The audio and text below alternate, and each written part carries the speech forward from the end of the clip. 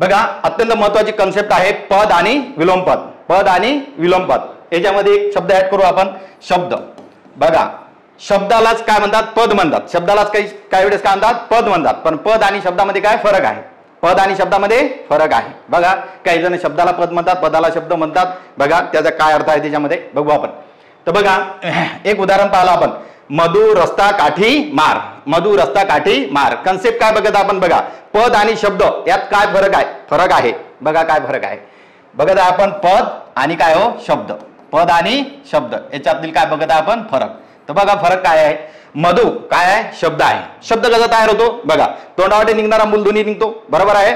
तो मूलध्वनी निघाला, तो वर्ण झाला, तो लिहिला, अक्षर झालं. अक्षर क्रमगतरित्या आले आणि एक त्याला अर्थ प्राप्त झाला, काय होतो, शब्द होतो, बरोबर आहे का. इथं काय आले, म काय आहे, अक्षर आहे. ध काय आहे, अक्षर आहे. उ काय अक्षर आहे.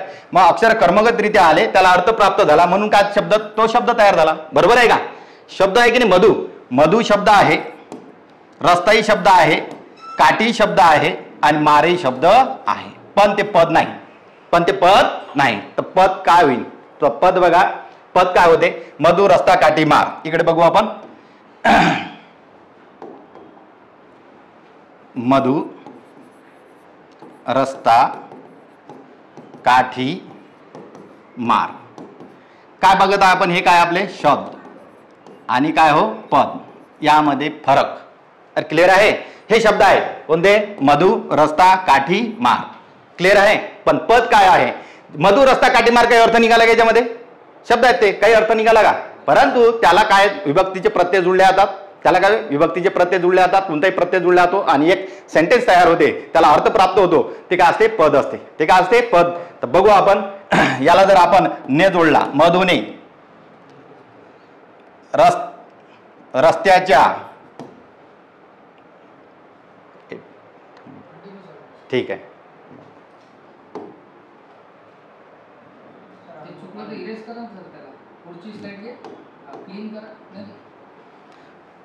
बघा उदाहरण, पद आणि काय हो शब्द, पद आणि शब्द. उदाहरण बघा, मधु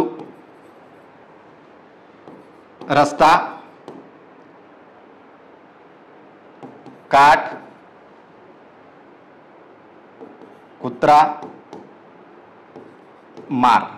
बघा लक्ष द्या इकडे, साधी कॉन्सेप्ट आहे. शब्द आणि पद याच्यामध्ये काय फरक आहे, शब्द आणि पद याच्यामध्ये काय फरक आहे. मधु काय झाला, शब्द आहे. मधु काय शब्द आहे. आई शब्द आहे, हाही शब्द आहे. काठ कुत्राही काय शब्द आहे. मारही काय शब्द आहे. परंतु हे पद नाही, हे पद नाही. आता जर आपण म्हटलं मधु रस्ता काठ कुत्रा मार, काही अर्थ निघतो का, नाही निघत. परंतु त्या शब्दाला, त्या सेंटेन्सला, त्या वाक्याला कंप्लीट करण्यासाठी काहीतरी प्रत्यय जोडावे लागतात. ते कोणते, विभक्तीचे प्रत्यय असेल किंवा कोणतेही प्रत्यय जोडल्यानंतर त्या सेंटेन्सला काय तयार होईल, अर्थ प्राप्त होईल. तेव्हा त्याला काय म्हणावं आपण, पद. त्याला प्रत्यय असतोच. काय शब्दाला प्रत्यय लागला तर पद तयार होतो. काय होते, पद तयार होते. फॉर एक्झाम्पल मधु आहे, तर आपण बघू पद. पद कशाला म्हणतात, तर बघा मधु आहे तर इथं येईन मधुने.